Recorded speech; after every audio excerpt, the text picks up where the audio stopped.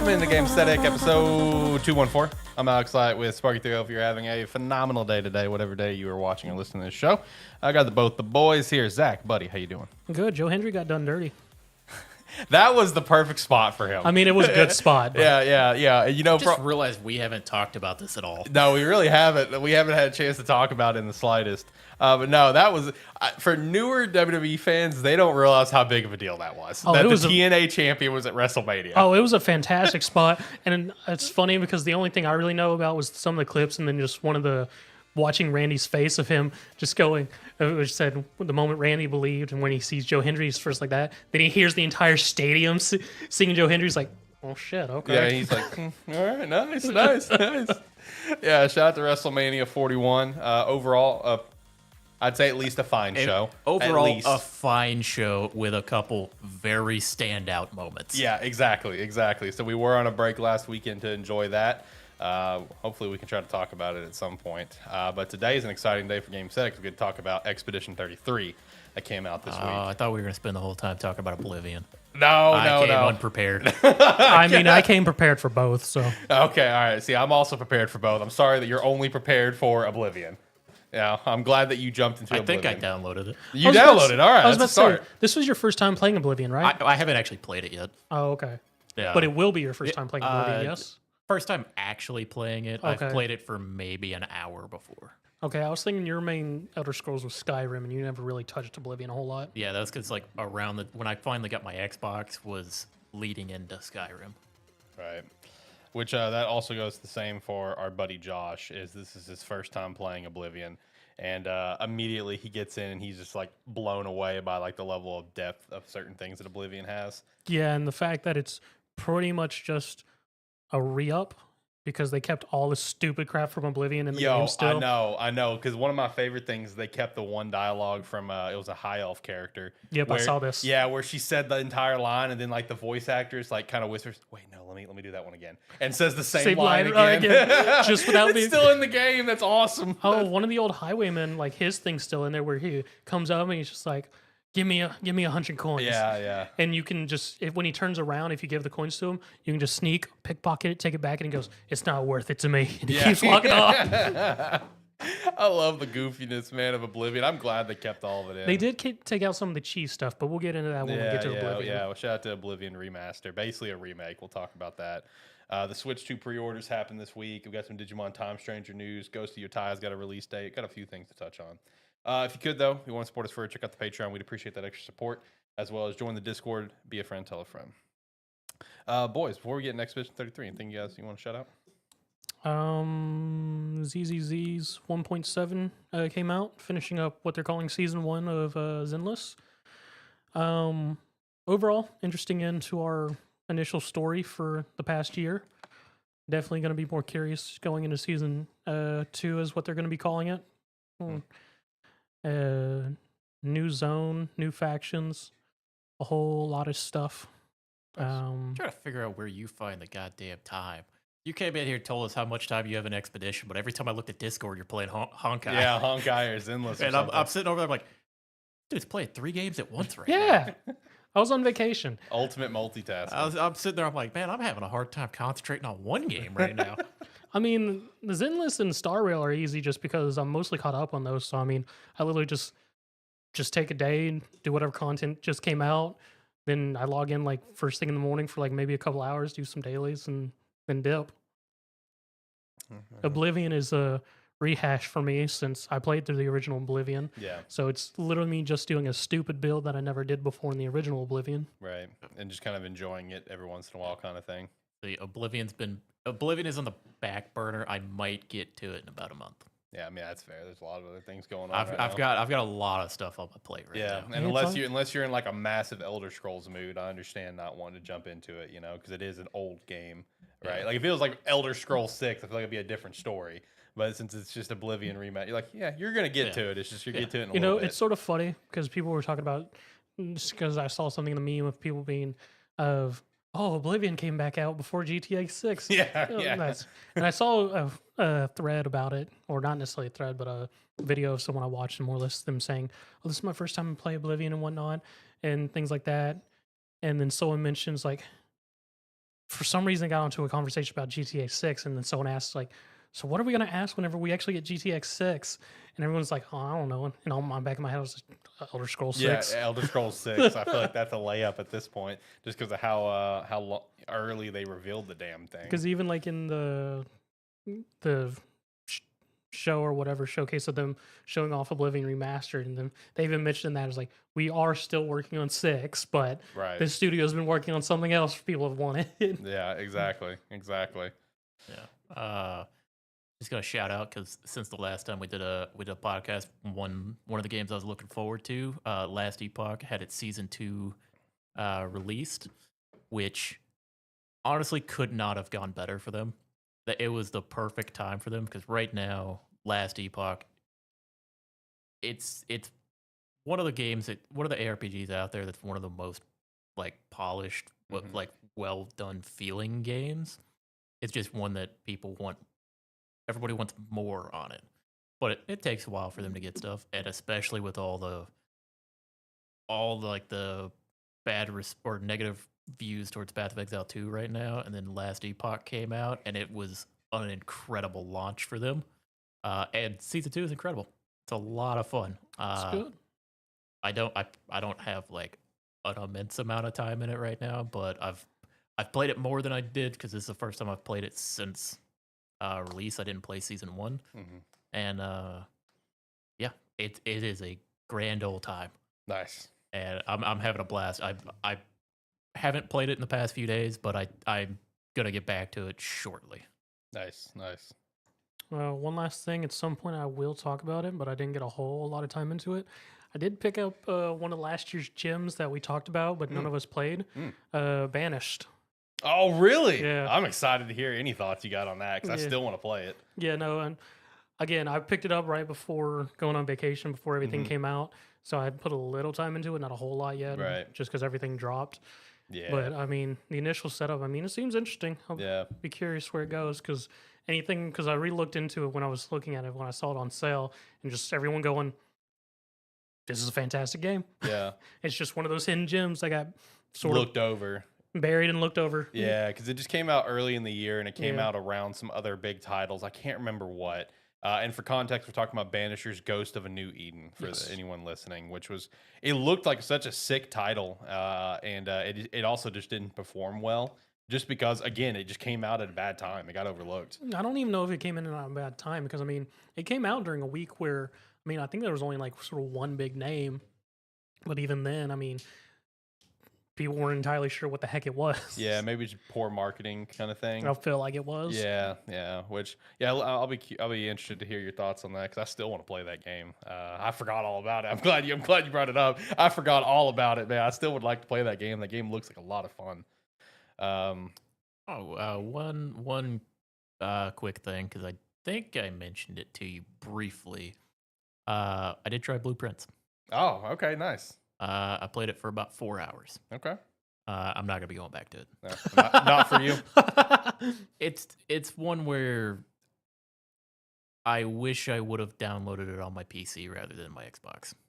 Okay. Purely for ease of access of like being able to like take screenshots and stuff because there's too much in that game to just remember. I mean, it was fun. It was kind of like you said. It was really enjoyable. That aspect that you were talking about of like one more run kind of hit me for the first, I'd say probably 8 runs. Yeah. And then it was really kind of when I started unlocking like Key components. more of what's there. I mean, it's one of those games that's hard to talk about as well because everything in that game is spoilery. Yeah, exactly. But yeah, as soon as I started unlocking and seeing how much there was, I kind of lost interest because the core game, like the core loop of like placing the rooms and going through and figuring out those puzzles was interesting, but not enough to make me want to spend the time to figure out everything. Yeah. Yeah, I saw a lot of people talk about like after they reached, the 46 room and essentially beat the game, like they immediately wanted to go back to it to find all the other secrets. I don't know if I'm going to feel that feeling because for me personally, I have not reached the 46 room, but I've essentially got like the pathway to get there, right? Like I have to get the right run to set up something because I've got all the pieces in place, right?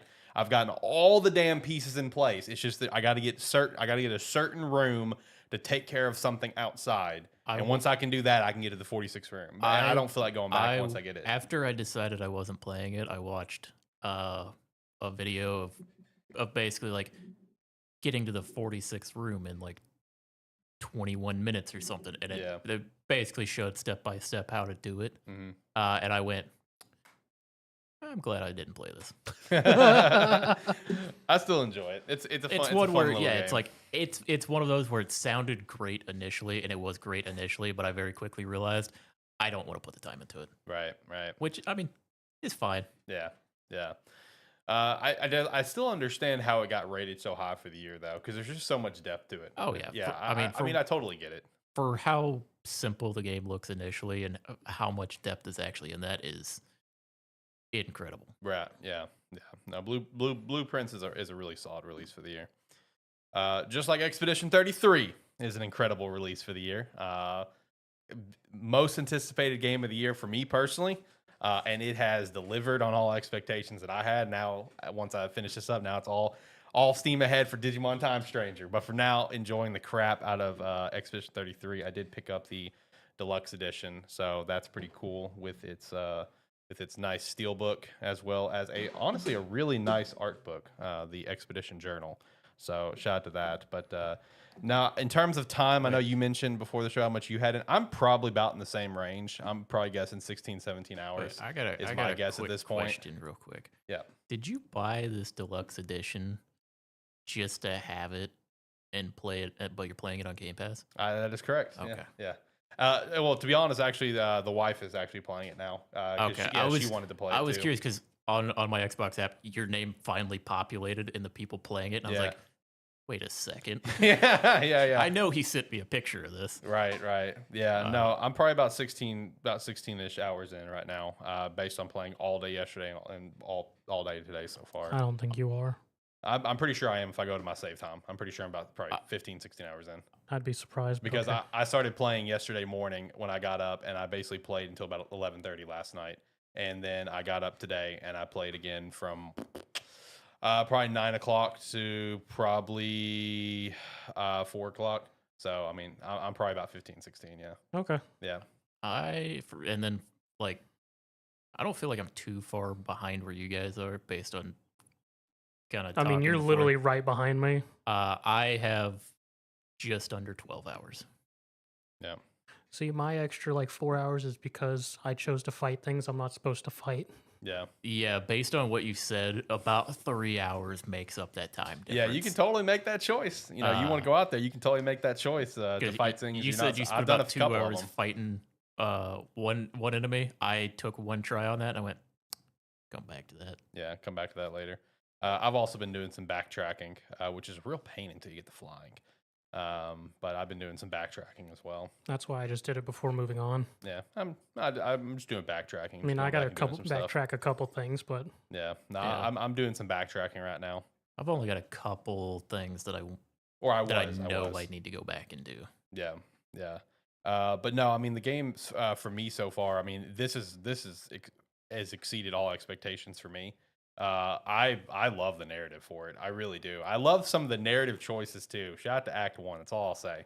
Shout out to Act 1. I love some of the narrative choices. I mean, overall, it is an exceptional game. I mean, overall, both in game as well as the cinematics look fantastic. Oh yeah, 100%. There's actually quite a lot going on in the game in each environment. If you actually take the time to really look around, like really study everything and read everything you find, whatever. Because like, I probably spent 40 minutes just going through the Gomage parade. Mm-hmm. Oh yeah, me too. From once you actually get off the rooftops and meet Sophie, and then just talking to the different people, how each people is taking, more or less perceiving the Gomage now after it happening for 67 years. Yeah. If you actually look around, there's actually somebody in a trash can hiding who believes that he won't be gomaged if the painters can't see him. Good effort, guy. Good effort. Just before we went too far into it, for anybody may not know if you kind of stayed away from it and hadn't seen anything out of it yet. Expedition 33, the basic story behind it is in this world being called the Paintress showed up a long time ago and essentially had a pillar. Numbers started, I think the number started at 100, and every year it counts down, and anybody who is that age essentially disappears. Yeah, gets Thanos snapped. Yeah, basically it's Thanos snapped out of existence. And the people of the world or the people in this town essentially every year send out after the Gomage, which is the day that the number changes, send out an expedition to try to go take down the Paintress or figure out what's going on and stop it. Yeah, solve the cycle. And more or less the game starts with the day of the Gomage with one of our main characters, Gustav, on a building and gets found by his sister Mael and everything, which leads to you joining the Gomage celebration, everything that's going on. Because like there's a lot going on because there's all there's the flowers, the initial set of flowers. Then there's actually one table on the harbor, which if you go to it, Gustav will be like, this table was from last year. Yep. There's actually one lady who's sitting in one of the plazas. She's just sitting on a bench. She's surrounded with just bouquets of flowers, just humming. Yeah, no, I'm kind of like you. That the opening of the game took me a very long time because I talked to just about everybody. I talked to everyone I could possibly find. Yeah, it really set a tone. Like even the whole the fact that they have a thing for the furniture. Like everyone who's going to be disappearing, they just leave their furniture out for anyone who's still left behind to use, which is interesting to me. Yeah, the whole there's apparently an academy for the expedition, which doesn't really explain a whole lot. Yeah, it doesn't really dive into that. It's just it's just more focuses on like, hey, we kind of know what the expedition is going into the games. They don't really focus too much on the academy, but yeah. But I mean, it's just a very interesting thing of seeing just how at this point in time in the game's setting and years of just how the people take the events, the Gomage of how people see the expedition versus how people choose to celebrate. Because like if you go to one of the doors, you can hear the sounds of two people having a good time before disappearing. Yeah. There's one guy who's drunk, just ranting and raving about it. More or less a lot of people like when they talk to Sophie, how some people sort of skirt around I say skirt, but it's like we'll be like, sorry to see you wearing the flowers and yawn. Because we didn't even mention the people who are going to be Gomaged on the day are all wearing wreaths of flowers around their neck. Yeah, it's like because people will get flowers and give them to them if they see them as like an important person in their life, essentially. Yeah, the only sort of weird thing about that whole initial parade is the mime. I was gonna say the mime's kind of. I just kind of walked up to it. I was like, "What are you doing over here, buddy?" Oh, we're doing this, huh? The mime's attacking. What? How many times did it take you? 2. You? Yeah, 2.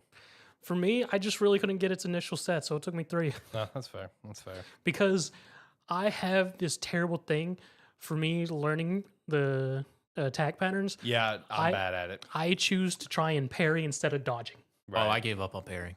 I'm mostly a dodger, but I'm trying to get into parrying. I want to say one thing out the gate on this. Before this game came out, it was said that if you play this game, you do not have to learn the real-time mechanics of it. That's why you play on easy. I'm just saying, I'm not playing on harder. I'm playing on the middle difficulty of like, I know what's going on. I don't want story mode where everything's gonna be a cakewalk. You gotta know that. You gotta do the timing. You gotta get. If you don't want to worry about the QTEs, play easy mode. That's not true. Is it not? You have to turn it off because I am playing easy mode, as it's well documented on this show. I don't give a shit to play games on easy mode. I just want to enjoy my game. But no, the QTs are still there in easy story mode. You have to go in, no matter what mode you're on. You have to go into settings and turn it off. Okay. Yeah. For the QTs. So did you turn it off? No. Oh. No. Okay. No. I'm rocking QTs. The QTs very, very important. Yes. Yeah, and then also just the dodging and the parrying. Yeah. You gotta. I'm with you. There are some fights where I'm gonna get hit a couple times as I'm trying to learn that pattern. Oh, yeah. Yeah, every time it never See, fails. it's worse. There's some I can't get. It's worse for me because again, I like to fight fights that I shouldn't be fighting. Yeah. So I get one shot. Yeah. So either I succeed or I miss it, and it's wipe reset. Yeah, no, that's why I did not like the stone wave cliffs, because there were some enemies that for whatever reason my brain could not get the pattern down. Like the little Reaper dude, I could not get his pattern down at all. The one with the sword? With where he fires like little purple things. Oh no, you just take What? them out before they get a turn. Dude, Oh, those. Yeah, no, they never survived. dude, those things I could not get the pattern down. I got hit by them in the first fight, and I went, okay, we're gonna refigure out all my abilities right now. There you They go. are never getting a turn again. Yeah, because those things Oh, are annoying as hell. No, after when they initially set the whole thing of flyers have to be shot down, I went, all right, flyers die first. Right? Yep. So since the beginning of the game, I don't even know what attacks that thing has because I saw it was a flyer. I went, you're dead. Oh, that's like I told you guys before we started. I have a character who is dedicated to free shots. Yeah. Yeah, no, because like all I know that those things do in that cave is if you shoot the orb shooting around it, it gives its teammates armor. Because that's its weak point is the orbs. Yeah. So if you shoot those, it gives its allies 2 armor. That's the only thing I know it does because it never survives past round 1. Yep. No, Yeah. you gotta free aim that thing, but whenever it does Very- attack, I could never get the pattern down. Very few enemies that aren't like kind of like the more boss type enemies Yeah. in the game. Very few of them at this point survive a round. Right. I also want to circle back to just like the opening of the game. Yes. Because I want to say this for me personally, just with how everything was shot and how they kind of delivered everything, it's one of the best prologues I've ever played. Oh, for it a is game. fantastic. Oh, Like it is awesome. even like Yeah, it's unbelievable the way things are shot, because like it's not only from the way things are shot from like a camera point of view, but also just like the overall theming of where you get thrown into it, the way that you do this whole entire new property, this whole new world, and the whole theming of walking towards your death with acceptance. yes. Just really weighing very heavy on everyone there, and just the whole constant setting of the tone of there's going to be so many more of these kids go to the orphanage that's already full because their parents are about to get Yep. Thanos snapped. Just the theming and the like the camera work, the timing, the music. Oh, the music's on point on every zone. Like the isolation where you know it starts and it only has Gustav, like just that. Yes. Everything about the prologue absolutely blew me away. It was incredible. And then just dude, when the expedition actually starts, the camera work there was awesome. Oh, it was Dude, fantastic. it was the, great. Dude, the back and forth between black to characters, Yep. absolutely incredible. The prologue for this game will get you hooked immediately. Oh, it's just the other aspect of the opening before we even get the setting off for expedition cutscene. Yeah. Just the contrast of how they use the light and everything. Like Yeah. it was like pretty much like midday for the homage celebration yeah. and whatnot, and then the change from using the sunset of when the painters stood, repainting the new number, using the sunset as it slowly went from sunset darker, darker, and darker as more and more people disappeared. And then the other aspect of just seeing how full the streets were and everything during that initial walkthrough and everything. Then we get into the party for the expedition send-off. Yep.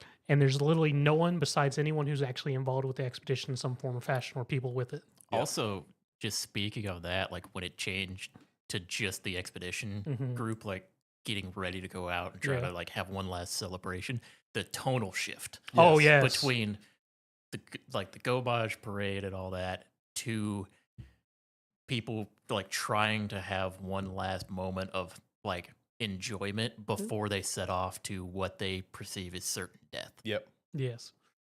Because, and yeah, just different interactions because you can talk to pretty much everyone there at the expedition party. Yep. What do you guys buy with your coin? You can get all 3. I didn't get all 3. You can get all 3. What was the first thing that you bought? Because I didn't spend much time at the Like expedition. the artifact one. Yeah, the Picto. Yeah, that's the Yeah, first I thing got. That's what I got. I didn't get all 3. By the time I was there, I talked to a couple people, and I was at that point, I was ready to go. Yeah, You should have at least gotten 2 because Mael literally gives you 1. Yeah, I was ready to go. Well, I'm take, done here. I take that back. You have to win the fight with Mael to get the token. Yeah, it hit the point where like as soon as Emma? yeah, Emma. as soon as she showed up, I was like, I'm ready. I'm going. Yeah, Let's get the expedition. Because even before then, I talked to a couple people that were standing around there, and I was like, I'm gassed up to go now. Right. See, I really enjoyed actually talking to everyone because like you have all the expedition people, Lucian and Catherine, who seem to be Gustav's friends and whatnot, trying to like initially sort of console him after Sophie disappears. Yeah, because I think that's the one point that I didn't talk to every character that I possibly could. Yeah. And like just the outset of like the commander, Alan, the leader, Gustav's students who are there at the end with the journal and everything. Yep. And just how their sort of mindset is with them going to be a future generation of expeditioners, which is wild to think about. Yeah, right. But because we just know you're gonna die. So well, it's just wild to think about because all his 3 students seemed like they were in like maybe 10 to 12. Yeah, they're like little kids, but in a few years they're gonna be going out. Yeah, so by the time they hit like 20, maybe right, they'd be going out. Because that's the thing that's real wild to me is that Mael apparently she's only like 15 or 16. 16. Well, she's 9 years younger than. Well, no, he said you have 9 good years left, and the time goes down. So she'd end up going out on. Oh yeah, I guess that's because I did the math. Because if she waited, she would disappear on the 24th, on 24. Okay, so yeah, it's like she's young, but she's like, we're going out. Yeah, if you're going, I'm going. Yeah, which is sort of wild, but yeah, just the whole shift of thing, and then the initial speech that Emma does to the ship going off to the hell of an opener on the shore. Dude, the shore opening is incredible. So good. Like as soon as the music disappeared and I just heard I went, ah shit. Yeah, here we go. And then it's like not just the end of the prologue, but even just getting into Act 1. Oh yeah. The very first part of Act 1 before you meet with your first companion. It's like just the extreme weight of what you're facing. Oh, the mental anguish that Gustav. Gustav. The mental battle there, man. Like when he sets down, I was just like, dude, this is incredible. That was a really nice shot because, like, so just to put it out there, at no point in this story, in terms of prologue to Act 1, I think there's maybe been 2 moments of uplifting. Everything else has been sort of on a damper. Oh yeah. Like this is definitely a story of struggle and perseverance. Yeah. And not overcoming challenges that come at you. But I want to add because this is something I really wanted to shout out.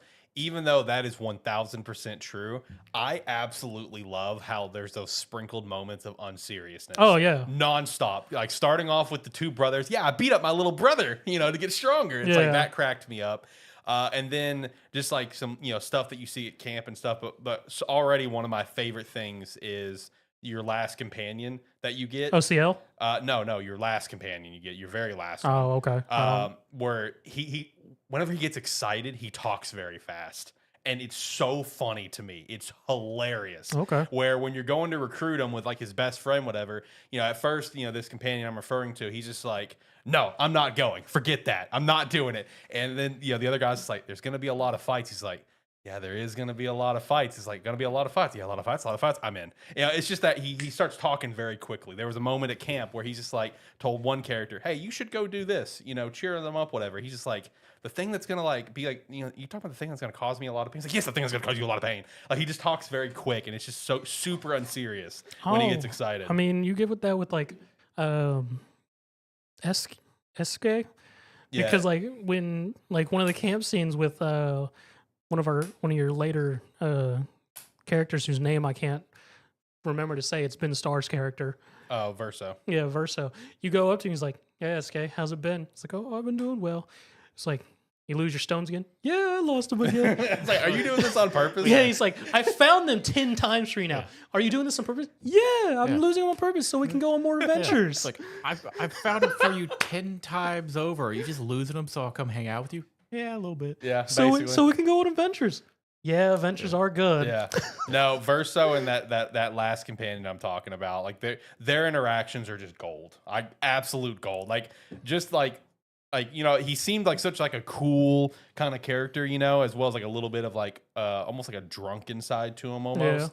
But just that quick interaction, it's like, nope, I'm not doing it. You know what happened last time. It's just like Verso's like, there's gonna be a lot of fights. It's just, and he's just like, there is going to be a lot of fights. Yeah, there's going to be a lot of fights. Yeah, I'm in. And it's like, all right, let's go. Yeah. It's just little stupid shit like that. So there is lightheartedness to it that gets sprinkled in that's just complete gold. One thing I want to shout out, I don't want to get too far into it or to get too descriptive of it because it is heavily story, like spoilery. Oh my God, yeah. But you talk about camera work when the color scene shifts to black and white. Oh my God, yeah. I know. Yeah. Anytime that happened, like the first time it happened, I'm sitting there. I go, I don't like this, but because with the black and white camera, like when it takes all the color out of it, and the characters are sitting there and they're just looking straight into the camera, dude, it looks so good. Yeah. It looks like pretty realistic too. The cinematics and the And camera work angles that they did with any of the cinematics is fantastically well done. Oh, yeah.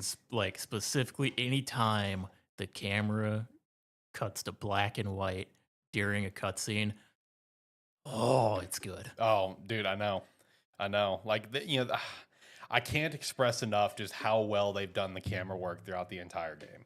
Like, whether if it be like the black and white moments or like epic, climactic finishes to a certain like boss fight, for example. I think you know the one I'm talking about. Yeah. Just stuff like that, dude. I mean, like, it's just incredible. Like, one particular scene. I know exactly which boss fight you're talking about because I couldn't see shit. Yeah, it was really dark in there. Yeah, because so that was the first time that after that boss fight, I actually had to go in and turn up stuff because I was like, where do I go? I can't see. Yeah, I did the same thing. But no, also this is something I haven't done yet. It's literally your next boss fight. Yeah. But like literally, it finishes the fight and I seen this whole cinematic thing of going. It's like that probably looked cool. I don't know what the fuck just happened. So but as soon as it ended and I was able to move again, I was literally looking around like, where do I go? I can't see. I can't see where to walk. I did have to turn up like some settings for that. But also with the camera work, right after that fight, there's a pretty important scene. Yeah. And the camera work for it was incredible. Just going through everybody and the different shots. Oh, yeah. Dude, it was so good. it's And a very good scene. like that's the entire game, man. Is that the camera work is unbelievable what they've been able to do with this. And like one of the things that I remember them mentioning, during one of their Studio One's things talking about Expedition 33 was just like them talking about the characters' relationships to each other and just how each one of them was on this expedition and whatnot. And you can really see it, especially in that one scene you're talking about. Yeah. Just with how those characters are connected with each other. Yeah. So, Yeah. All, having basically a different way to perceive what they're saying. which is a wild thing, which I looked out and didn't ruin that scene because I had somewhat appropriate cosmetic outfits for my characters. So the scene was right on point. But if I had some of the other outfits I know I had, I could not taken that scene seriously at all. Yeah, that scene would have been ruined. Because I mean, there's certain cosmetics in this game that I just won't wear because even just walking around, I wouldn't be able to take the game seriously. Yeah. because like I couldn't take any scenes. I can't take any. I say can't. Probably any future ones as well. Any scenes with Gustav, I can't take seriously because the mime in Spring Waters. You're wearing the damn mime outfit. I'm wearing the damn sunglasses and the beret. God dang it, Zach.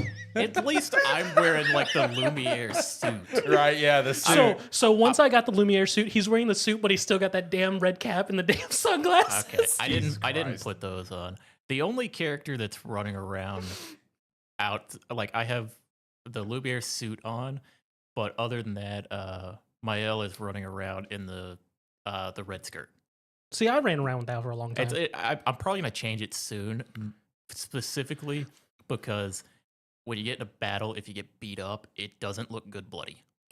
I mean, I don't doubt it. Because if you get your ass kicked in a fight, your character get real bloody, and it looks terrible when it's bloody. See, I had her running around in the skirt outfit. I changed it to civilian when I got that.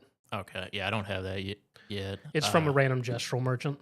Yeah, I've been hitting up every single one of those I can have because let me tell you, I told you boys, the hairstyle game is on point. It is really good. It is, yeah. I'm changing it constantly. The only hairstyle I don't like is just the gestural one. Yeah, I didn't like that one. either. I put it on once to see what it looked like and took it immediately back off. All the other ones are looking pretty good. Because I'm just a real shame because at this point, the one who has the least cosmetics is CL. Shit, dude, I'm racking stuff up I was on gonna her say right now. For me, it's Mael. I was gonna say for me. I wonder if it's random then with the gestural merch because I have a crap ton of stuff for Mael, Lune, Dude, with CL. I literally have no other costume for her besides the baguette, and then she has like 6 hairstyles now. So yeah, I've got like 6 or 7 hairstyles for her. The outfits I'm less worried about. I'm more worried about the hairstyles. Yeah. And I've got plenty of good hairstyles for everybody right now that I'm like I'll play for like an hour and I'm like, okay, let's change this up a little bit. Because some that I liked, like they look good running around in. Yeah. But they're not good cutscene hair. Yeah. Because it clips through everything. Mm. One thing that we did briefly mention was good, but I've got to shout out is the soundtrack to this Oh game. my god, I know. The music is on point. When you guys go to camp, is the first thing you do put a song on? Yeah. Yeah. I did the records that you find that you can play are incredible. Oh yeah, I've collected all of them from that first zone. That's possible. I don't know how many are possible in the first zone. I have 3 right now. Oh, there's so much more. Yeah, I've got some more running around to clean up like little things here and there. Because like several of those zones in the first I area have more actually. I just haven't been back to camp in a while. is literally just a small diorama scene with like 1 or 2 items. I've found a few of those, and most of those just have like a record there. Yeah, I found a few of those, and they are all incredible. The only optional dungeon that I'm aware of in that first area is Yellow Harvest. If you've done it or not. I went into it, and I have not done it yet. So at this point, you're over leveled for it. Yeah, I figured. Which that one has 2 extra bosses. One of them is a fairly standard one. The other one is probably like a step higher than it because fucking all the optional bosses I've found. Backtrack though, real quick. The combat system we haven't really talked about. Besides, it's well, we're gushing about everything else. You know? I walked in Yellow Harvest. I didn't see anything. So first you go. Dumb? Yes, because there's a section on the right with some hooks to climb up on. And I must have just completely because if you don't see those, there's nothing to do there. Yeah, yeah, there's not. Because literally, you just climb up those, and then it takes you to a cliff, and they say, "Oh, that Nevron's up there. Looks like it's eating the earth." And you can just fall down to the zone. I'll probably just go clean that. It's up like, wow, that Nevron is the size of a mountain. It's like, is it eating the mountain? Yeah. Yeah. Okay, I'll have to go back and clean that up. Yeah, because besides that, the only other sort of optional thing out there in Zone 1 that you can get to without flying is the Gestural Secret Fight Club. Shout out to I did that. go back. And Yeah, I went back and did that too. So, shout out to that. See, that was a fantastic thing for me because that's where I perfected my parrying. That's probably a good place to do it. Yeah, yeah, that's probably a good place to do it. But no, the combat though is incredible. You know, when they talked about the game, one thing they did say is they had an idea for combat, right, to make a unique combat gameplay experience, and they finished and perfected the gameplay before they ever made anything else. And Yeah. and it shows. I didn't know I needed a Dark Souls turn-based RPG. Yeah, that's a dude. The amount of people I've seen like online where it's just like Souls players. We were built for this. It's like, this is it, brother. Well, I was gonna say, like, tied into the combat system is also like the was it the Picto Picto system. Yeah, the Picto Pictos, system. Yeah, It's like I have so many to choose from right Yep. now. So I may or may not have ruined one of my characters. So CL is my main damager and just overall character. So you know what I did? I took all my Lumina crystals. I put them all on her. Every single one. Yep. Oh my god. She has 200 Luminaire points. Oh my god. Jesus Christ. You Mine's have mine's balanced. Everything unlocked? Just about, yeah. Because I literally because I was looking at it, I was just like, I'm not doing anything with these points. Because I mean, I haven't gotten to a point where it's like I feel like I absolutely need to put extras into people. I more or less, whenever I went to camp, I just be like, I'll just round everyone up. So I just went the last time I went to camp, I went, hey CL, have at it. Have fun. No, I was kind of like Alex. I haven't like had any rhyme or reason of why I use them. I've kind of just like, I'll put 5 on you and 5 on Yeah, you and same 5 on here. you. And then I don't buy anything because everything's, I still don't have enough to buy stuff. So I'm like, we'll just figure that out later. You get so many of them. And they're only 1,000 at any gestural store, and I always buy them all anyways. So, Yeah. but overall, the combat is fantastic because like you have each character has their own little system of how they play. Yep. Or their initial sort of combat loop with which you can change out based on whichever side of their tree you want to spec out into. You have Gustav and Gustav, who builds charges so he can one punch people. Mael with her stances, which based on whatever skills you have, you swap between stances to have a weird combo set up for her. Or you could be like me and use Mail as your main nuker and say, fuck the stances. Yeah. Because it's like, you can play around the stances and swap between them to get a bunch of benefits. Several weapons really want you to do that. Yeah. I'm not necessarily doing that right now. I'm probably going to transition to it soon. But for right now, I'm just using her as, I mean, she's kind of my setup and my nuker. She's my enabler for everyone else to be able to do their thing, but also she's my main source of damage. Yeah. Then Lune, she uses she builds elemental charges. Yeah, she builds and charges. consumes Strands, I think is what they're called. Stains. Stains, thank But yeah, you. essentially she builds elemental charges based on what type of spell she uses. She's a resource character. You build Yeah. resources, then use it to empower other skills. Yeah. Yep. And you empower them to do more damage, add like debuffs or something like that. Some skills give her a second turn. Yeah. CL, she is a apply stacks, clean stacks. Yeah. She is hit, put stacks on, hit again, take stacks off, and do more damage. Yep. Or do some bonus effect of some sort. Do something. Then Verso. He's his system's called Perfection, where you literally have to do a perfect play with him to rank it up as if you're playing like a DMC. And the higher the perfection is, the more damage he does, and then certain skills do bonus effects depending on the grade of perfection you're at. Yeah, he starts at rank D, and then by doing damage or dodging and parrying, you build stacks to go higher grade, and higher grade get more damage, or higher grade you just do more damage. No, it actually says it increases damage because at S rank you're doing 200% more damage with him. Well, yeah, it increases the amount of damage that he does the higher he goes. But like Zach said, certain abilities add different effects based on what grade you're in when you use the ability. And it's called Perfection because anytime you get slapped, he loses a grade. Yep. I don't think it'd be a spoiler for me to talk about the last character because he's in all the promos. Yeah, stuff. you can talk about him. Monaco. I mean, I don't think it's spoilers to talk about him, but like his is really interesting. Where he can turn into different monsters that different Nevrons that he kills, but by eating their feet. So he takes their feet and he's able to turn into them. But all of his moves, he has multiple masks, and whatever move you do, the amount of hits that it is, it rotates around the wheel.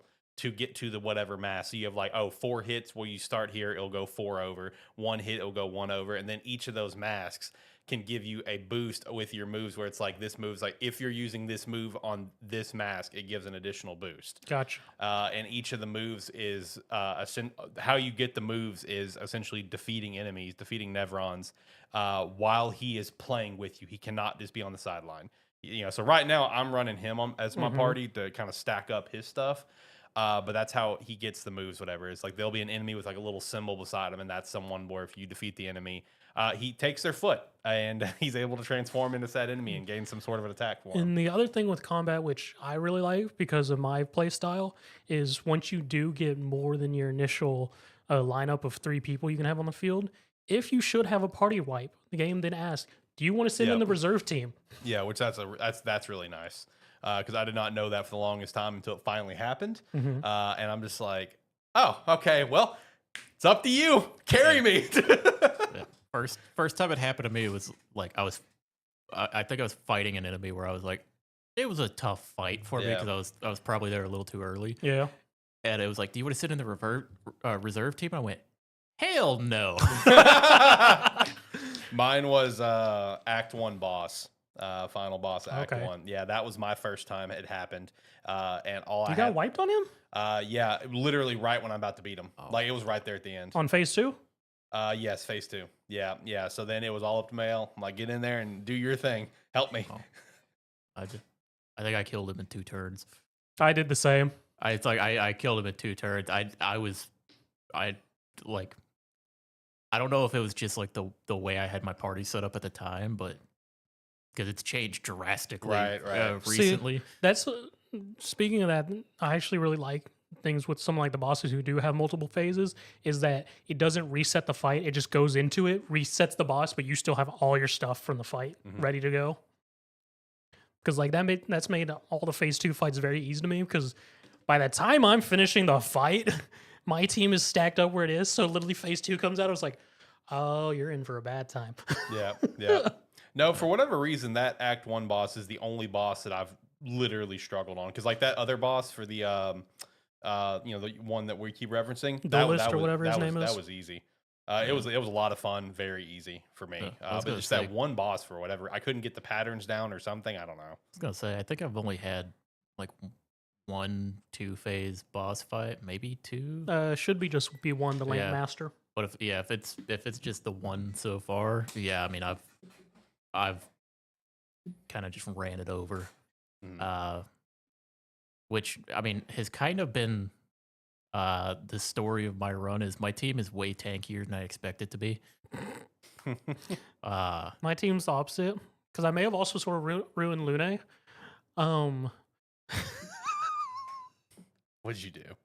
So all of her stats are at this point 15. Besides luck, it's currently at 60. What? I mean, that's crazy. I mean, that's not. I mean, my Lune is not that far out of scale. I take it. No, it's not at 60. It's at like 54 or something. It's about to hit 60. I was gonna say I pumped only luck with her for like the first 35 points, and then I started putting points into agility. Yeah. But when I started putting points into agility, it just gives you a lot of defense. Yeah. So she's still probably actually, you know who's got the least defense on my squad? Mail. Urso. Really? Mail's got the most. Really? Okay. Mail's got the least for me. I'm building hers up. I've only pumped agility on her, which by pumping agility, by happenstance, you get a bunch of defense from like it adding the points into it. So she's got probably the most defense on my squad right now. But no, my Verso's got a lot of. He's got like some extra health, and then like the Pictos that I actually have like equipped on him are mostly just like I want him to have the abilities, but I don't have enough points yet to where he doesn't have to have it equipped. Yeah. but eventually that'll get swapped out. That's right. The one reconcile with this thing, if you think you can ruin your characters, they give you a lot of respec items, which you only need one to respec. True. Yeah, So if you feel like you've ruined your character, you can respec at any it's- time, it- just it's about. Easy, it's easy how to much fix. crit do you have? Like, what's the It's percentage? got to be up there. I'm gonna be honest, I haven't actually really looked at it. I just know half the time when I'm using Lune, pretty much all of her attacks are crits. Are you playing her lightning? Yeah. I was gonna say you have to be. Yeah, that because- would be because- so much Because damage. Lune with a lot of the lightning spells, Yeah. it has the effect if you crit, another bolt happens. Yeah. I'm running. She's I'm light. assuming it's just a light show when you cast. So the attack that I mentioned that Alex also has called Lightning Dance. It is Yeah. 7 attacks. The boss that Alex and me are referencing, the dual one that's at the end of the battlefield that you're on, John. I watched his health go from 3/4 full to 1 Lightning Dance go to a third. See, I haven't had that experience because I'm not using any lightning spells right now. But I was using like just the starter lightning spell that's like Yeah. low lightning damage, 3 hits, but if it crits, it goes off. Yeah. Most I've seen that do is like 8 hits. See, because my Luna has so many crits, it's a 7 hit, and pretty much all 7 hits is a crit. Yeah. See, because And it doesn't help because I always, with my loop with Lune, I always spend 2 turns to set up, and then I lightning. So then it's also increased damage because of the charges. yeah, I gotta figure out what I'm doing with Lune because right now she's gotten the least focus out of me with like her ability setup because it's the one I'm playing. It's the one I'm just playing around with and switching stuff out the most. Yeah. Mainly just trying the different element types, seeing which ones I like, which ones like I think work well for their point cost. Yeah. But I mean, she's mostly was it Witchfire? Yeah. Yeah. She's mostly like a Witchfire bot. Or A Wildfire. wildfire bot, Wildfire. yeah. That's mostly her job right now is hit an AoE on everybody, put some burn stacks on her, watch Mail go to town on her turn. See, I gotta be careful with my Lune because I have put so much into her luck. Because so everyone else's health on my team right now is right there, like the 1500 range. I think Verso's a little bit higher, and along with yeah, that's about where everyone is besides him. He's a little bit higher. She's still at 800 unless I put Pictos on her. I was gonna say, right, like for me right now, my characters are around. I think Verso's at like 14 or 1500, and everyone else is at like 800. Yeah, because I'm much you're not putting a lot into vigor nothing. or vitality, not vigor. Yeah, I'm putting nothing into vitality or vigor. Vitality, damn it. Yeah, sorry. On anybody other than Verso. So your team's gonna become glass cannons real soon. Yeah, I mean they already have been. For a while. They just recently got like the health increase because I put a couple Pictos on them. Yeah. There's one that I have that sounds like is something that might be decent for your Lune, just if she's getting her like destroyed. Is it the one that gives her armor when she hits 50%? The one that gives shields. Yeah. Yeah, you running that? Yeah. I had a feeling. She also gets shell whenever she hits 50%. Oh yeah, see, I don't have that on right or those on mine right now. I think Mail is running like 2 of the energized. Yeah. So that she can have the bonus When everyone else dies. Oh, you're talking about energized start. the energized start, so that she has more on the first turn. Because right now, just for clear like running around the field, Yeah. I'm using just I don't want the enemies to ever have a turn build, which is working out pretty good. It works out pretty good on bosses too for right now. Just because with the extra ability, Mhm. like with the extra ability points, I can like set defenseless, do Yeah. a big hit with Mail, transition over, get a bunch of like burn and stuff, potentially mark targets, and then like big burst damage. I got a lot of front loaded damage. I got you.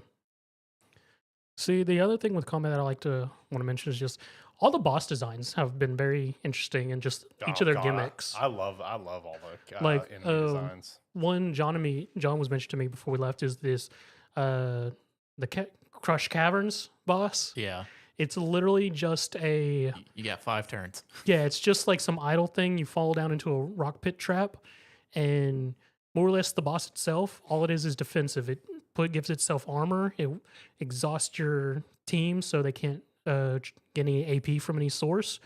But each turn it acts, it moves the walls closer. And if after it gets 5 turns, as John said, it just kills you. Game over, no reserve team. You can get yourself in a couple extra turns, though, if you have a break build, because when you break it, it has to spend a turn stun, so you get an extra turn, but or 2. Oh yeah, that's where I set my break build up. Yes. Or like that's where I started transitioning into break. Yeah, versus in which there's just tons of just extra boss line around. Like, because one of the other ones I found is just 3 random Nevrons.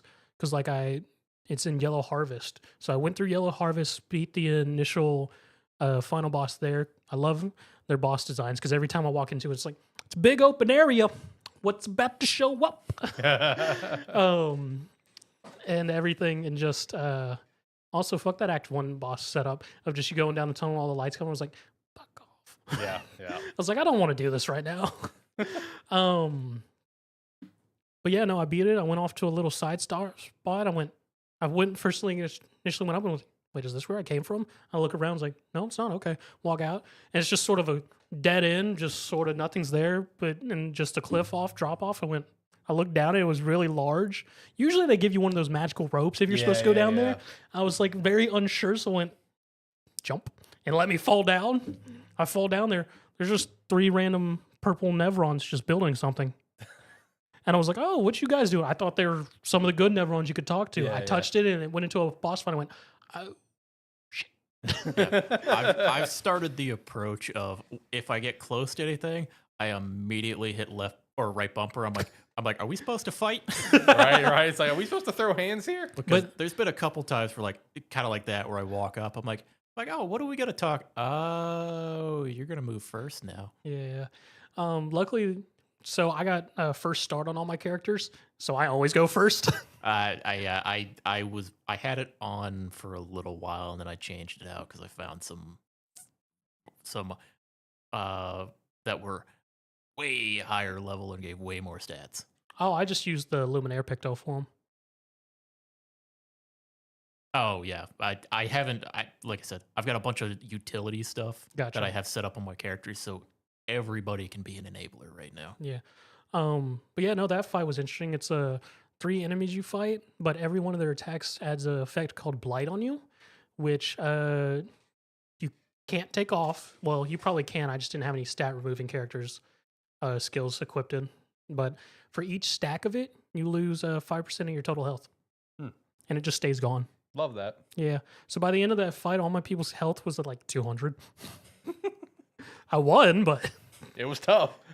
I mean, it wasn't any different from any of my other fights I usually have. Yeah. It's either I get it or I don't. Yeah, where he sees like a little bit can get chipped off. He's like, this is doable. I was like, if your health bar, if I hit you with an attack and your health bar, I mean, goes down like a 10th or an 8th, my brain goes, we can do this.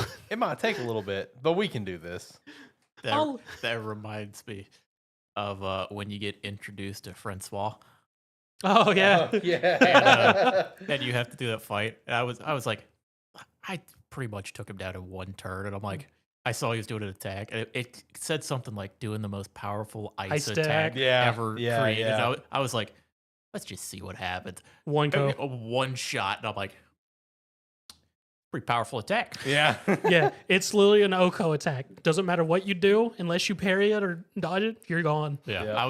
I had that mindset where I was like, let's see how powerful it actually is. I'm not even gonna do any. Oh, I enjoyed that interaction between SK it. and Francois. It's like, damn it, SK, stop sending people over here.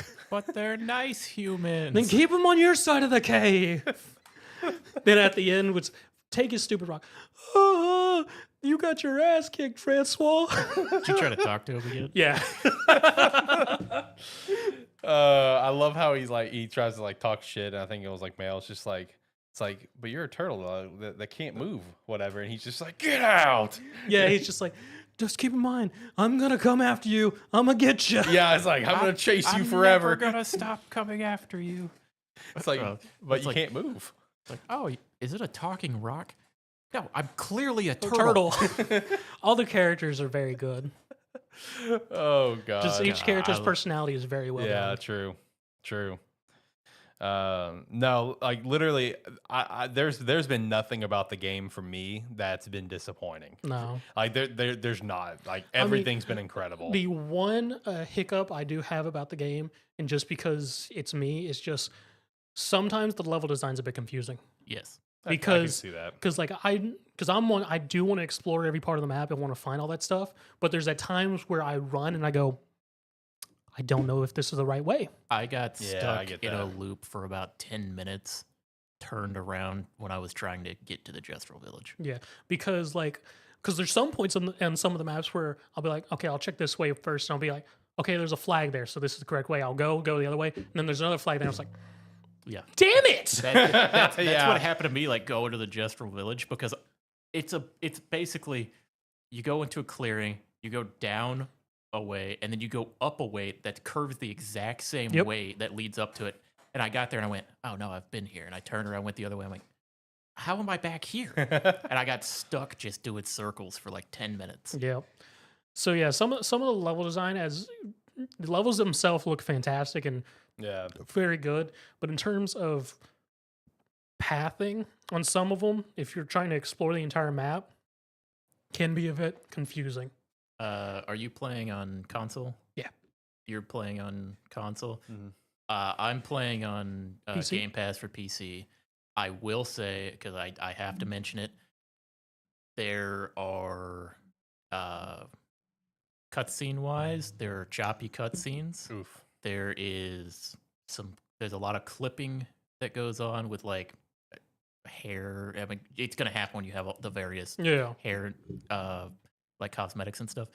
But like characters' clothing and stuff clips all over the place. There's been several times where like a cutscene will be going and a character will be over here and then just teleport here like a second later. Like it's not in the right spot. Yeah. Some stuff like that's happened. General gameplay wise, it's very smooth. Cutscene wise, it gets a little choppy here and there. I haven't seen any of that myself. So. One thing I will praise this game on, because it's not something I generally notice because it's generally accepted it's not going to be that great. The lip syncing in this game is phenomenal. Mhm. Like I guess I really haven't paid attention to that. like when the characters are talking, Yeah. It's one of the better examples of it I've seen in a while. Because normally, like you'll get a little bit of lag between it, Yeah. or it doesn't quite look right. It looks great.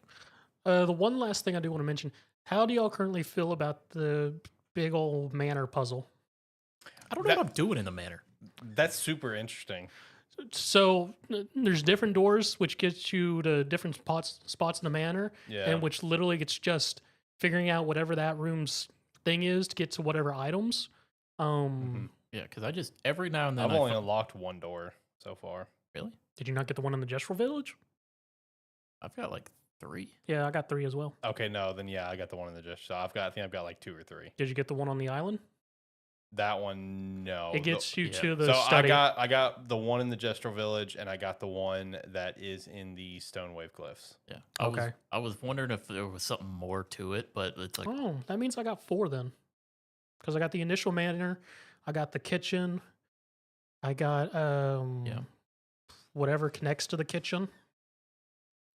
I don't remember what it was. there's a doorway in the kitchen that you can just open. That's kind of like a room that has another locked door. Yes, I got the room that is that locked door. Okay, I don't have that one, but I also got like the study or like the library. That's the I got the library, and then I got the random bedroom that had one of my had the skirt outfit. Yeah, Yeah, that's that was that's the the one one that you was in get from. Stonewave. Yeah, that's the one in Stonewave. Yeah. Mhm.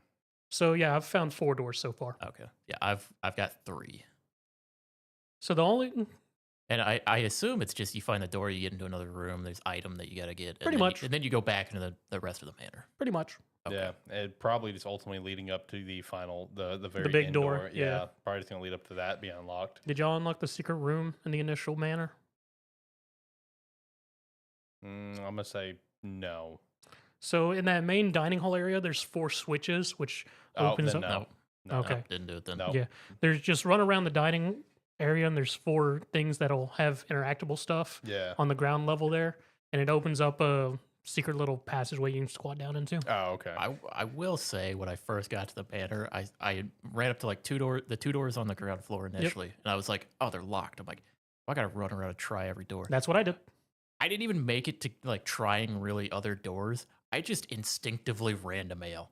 I like went up and I was like, first door I'm gonna try. Open it. I'm like, I don't know if I had that moment where I was like, she just did whatever door I go to first.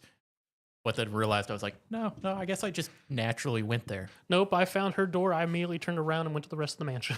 Yeah, I found her door, and then I was like, all right, well, let me check everything else out first before I go initiate whatever this is going to be. Yeah. Any kind of final thoughts you want to put on it? Yeah, the board. It's time for the board. Well, that's final thoughts. Yeah, that's final thought. That's like closing statements is the board. What is that? What happened to 7? I just made sure to include 7 as a good score. Oh, okay. Yeah, I want to really make that Okay. clear. But no, overall final thoughts. I mean, it's going to just kind of lead into the board. I think the game is absolutely incredible. Like I've already said, it's exceeded all expectations, combat, narrative, just the general tone setting, everything about it, the characters, the lightheartedness into this very dark and grim story. Everything about it, I think this game is unbelievable. It's absolutely, it needs to be played. It's your favorite game of the year so far? Oh, 100%. This is personally, this is my favorite game of the year so far. And like I said, now it's all steam ahead for Digimon Time Stranger. That's my second most anticipated. But as of right now, Expedition 33 is by far my favorite game of the year. By far. It's incredible. My initial score, I will give it a 9 for currently. When I roll credits, I'll probably call it a 10, but we'll see if it stays at a 9 or not once I roll credits. For me, this is currently, I'm kind of with Zach. This is currently 9. I will say, I do have a but. This game is currently a 9 out of 10 for me. I'm gonna finish it. I gotta see roll credits. My opinion is probably gonna keep going up on this game. Mm-hmm. It's currently my second favorite game of the year. Mine's Kazan, already your a first? 10. My favorite game of the year so far is Kazan. If I roll credits on this game, it could change that. But the more I play this game, the more I like it. But I have enjoyed my time with Kazan more so far, but I also have 3 times the time in Kazan. In case you missed it, Alex said 10, so. Yeah, this is already a 10 for me. Just the pro up front, if I had it as a button, shout out to AniMan plus 50. If I had it as a button of Zach on here to press, shocker, I cried. I'd press it because I cried in the prologue, and then my jaw dropped in the prologue, and then my jaw dropped again, and then my jaw dropped again with Act 1. Nonstop, this game has made me bust out laughing. It's made me cry. It's made my jaw drop. This is a 10. For me, it's 10. This game has exceeded all expectations. It's a masterpiece for me. I would have this like could be a little shocker. It's very much right now looking like, based on how much I'm enjoying this game, it looks like I'm gonna have at least 2 10 out of 10 games this year. Look at you, buddy. And here's the fun fact: both have Ben Star. Shout out to Ben Star carrying the load Shoot. for you. This year, because of games, I'm actually going to roll credits on more than one game this year. Oh, I know, right? Dude, same. Right?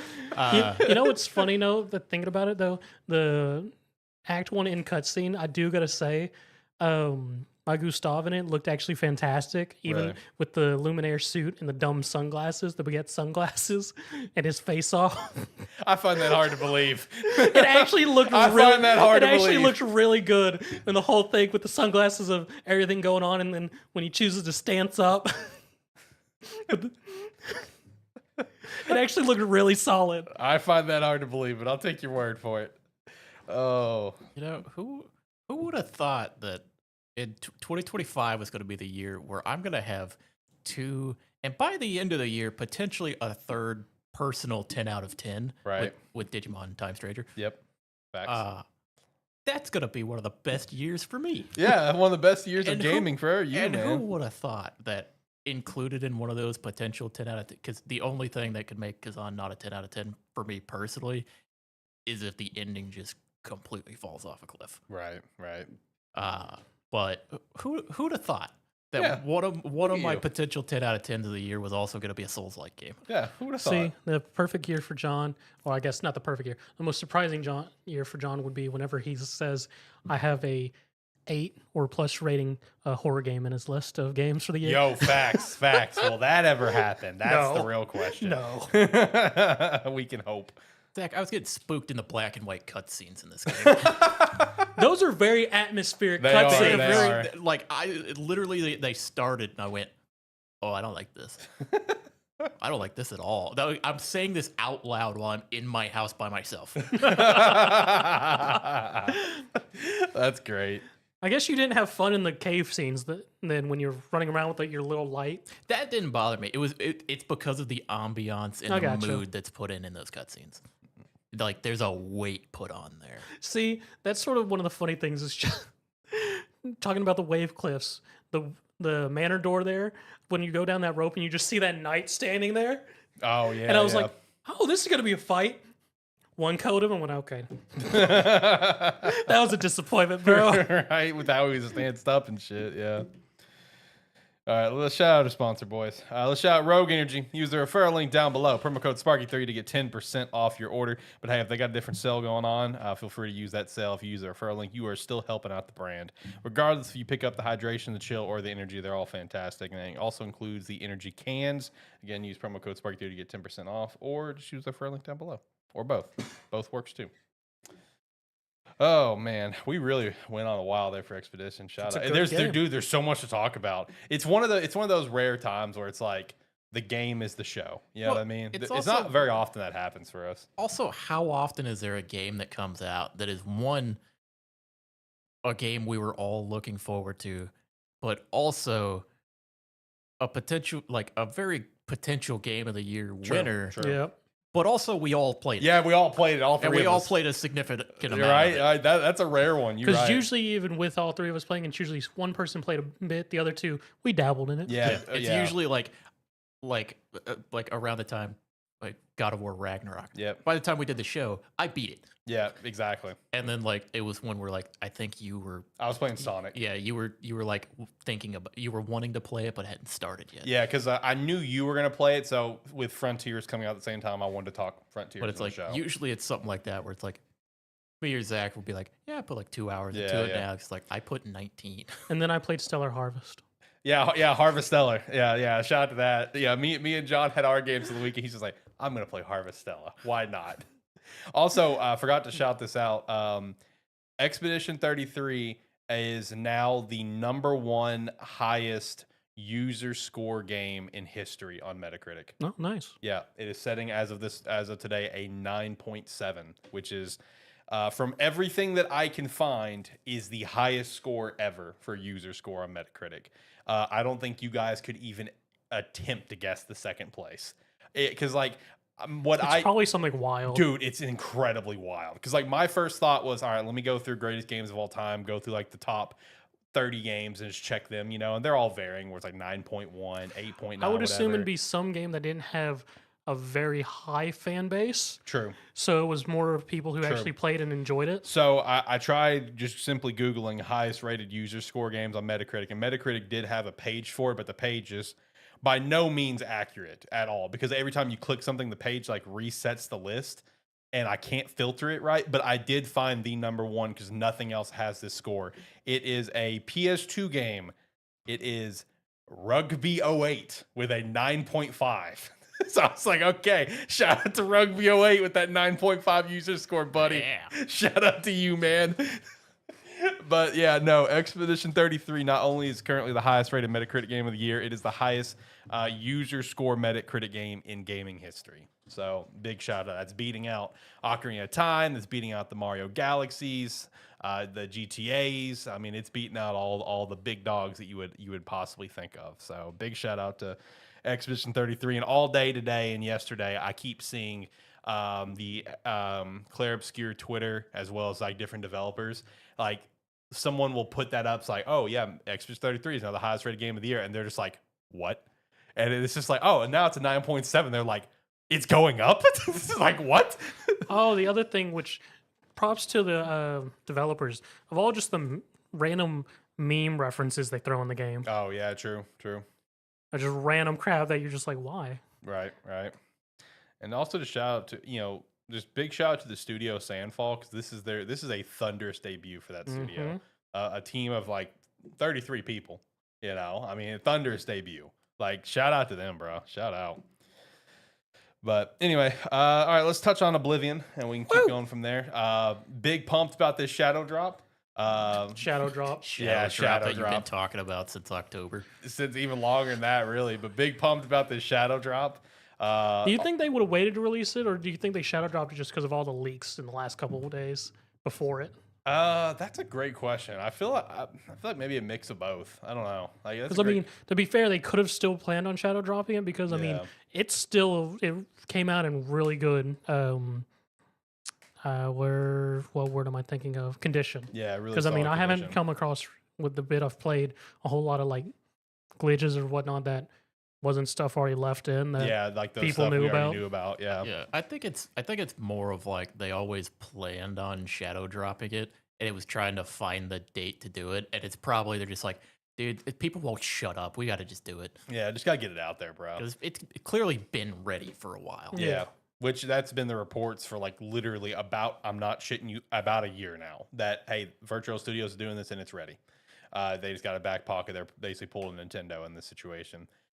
Which honestly, this is one of those remasters where it's like a remaster done right. You know, where it's basically like a remake more than a remaster because of the amount of love they put into it, just how it looks. The way I described it to a buddy of mine when I was talking to him is, it's a remake, but they don't like the connotation that comes with remake. Right, so they call it a remaster. So they call it they completely remade the game in Unreal 5. Yep. But took the time to put in all of that like 2008, 2006 jank. Yeah, it's 2006, Yeah, they took the time to figure out how to put the 2006 jank into it. Yeah. Yep.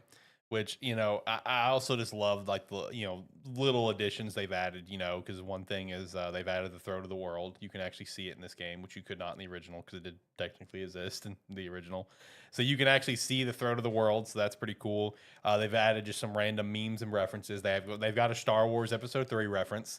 Shout out to that. I saw that on Twitter earlier. If you go, yeah, I don't remember. I think they said it's by the first Oblivion Gate in Kvatch, I think is what they said.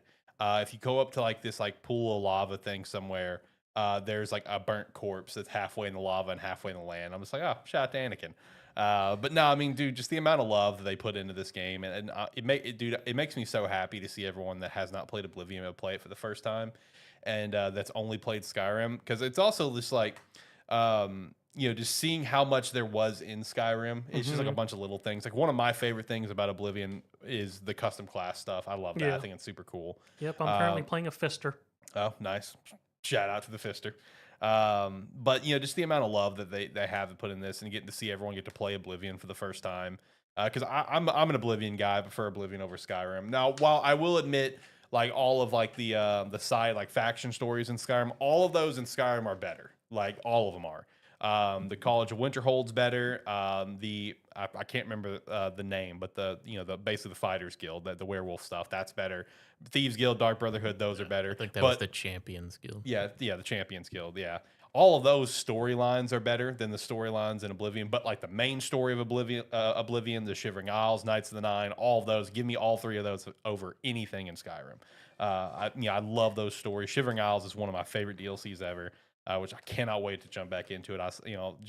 I saw like in the reveal trailer like Shergorath and stuff. God, he looks so good. Yep, because all the DLCs with the remaster. Yeah. So I mean, this is such an incredible drop. And you know, if it's someone like me that you've played, an ungodly amount of time. For me on my old Xbox account, I don't have access to got every achievement. Got that 1,000 gamer score.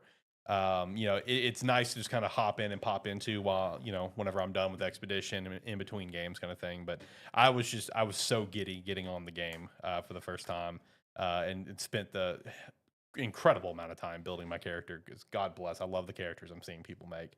God bless the character creators, incredible. See, I don't really care about character creation, so I just went default. I'm currently, because it's a build I just never did in the original Oblivion, I'm running around as a Wood Elf focused on hand to hand. Nice. Nice. Got to throw them hands. See, I love playing Fallout with hand to hand. That's my favorite way to play Fallout. It's just running around the map beating people up. That is my favorite way to play Fallout games. I don't know about in Fallout because, I mean, in this one, just because there's no VAT system, I'd actually have to punch them and whatnot. But just after every fight, just walking out and then just going outside of town and just covered in blood on the fists. Right. Everything's good to go. Yep. No, the remaster is incredible, man. See, it really is. Besides the remaster drop, the immediate first thing I saw was everyone reposting the "Stop criminal scum" Right. the remixes of all that stuff. Yep. No, I'll be looking forward to hearing your thoughts on Oblivion whenever you end up like really getting into it. You know, since it's your first time, I'll be excited to hear your thoughts on the overall game as you further get into it. You know, whenever you get a chance to. Here's the wild thing: Oblivion is still the only Elder Scrolls game I've played. Really? Yeah, I never touched Skyrim, never played Morrowind. Man, I want to give Morrowind another shot. You know, I have not tried Morrowind since pretty rough. Yeah, I know. Morrowind is rough. Well, see, the thing is, I feel like my brain now as an adult is more open to going back to older games and trying to learn them. Whenever I tried Morrowind, I was in the mindset of, oh, wow, this is so much worse than Oblivion. I'm not going to play this because I was just a teenager, right? But I feel like now, like, I go back to older games more now than I did when I was a kid. So I feel like I could probably give it a shot, but we'll see because I do know it's rough. I do know the game. I was about to say, I don't know if it's necessarily just absolutely worse than Oblivion, but the systems, from what I remember, are very rough. Yeah. Because I never personally played Morrowind, but I did see a friend of mine who did a Morrowind run, and all the entire time I was thinking, like, God, this looks rough. Yeah. No, I want to at least try it. I want to try it because I've never played Morrowind. I do want to try it and see if I can get through it. May put that on the list because that is on Game Pass, right? I'm pretty sure it is. I believe so. Yeah, I may download that and give it a shot at some point. See if I can get through it at all. But if not, it's gonna pull up probably Elder Scrolls Online Morrowind. Yeah, I know, right? Shout out to that. But no, shout to Oblivion though, man. Check it out. You never played Oblivion? Gotta check it out, dude. Oblivion's a goat. Oh, did you watch the live stream when they were announcing all that stuff? No, I was busy at work and I forgot. Because whenever I can't think of the voice actor's name who does the Emperor. Oh, Patrick Stewart. Yeah, Patrick Stewart. That's all chat was. Yeah, she's like, Patrick Stewart? It's like, he's come back, Patrick Stewart. Because that was the entire chat. Yeah, was Patrick Stewart. Yeah, shout out to Patrick Stewart, man, being the Emperor.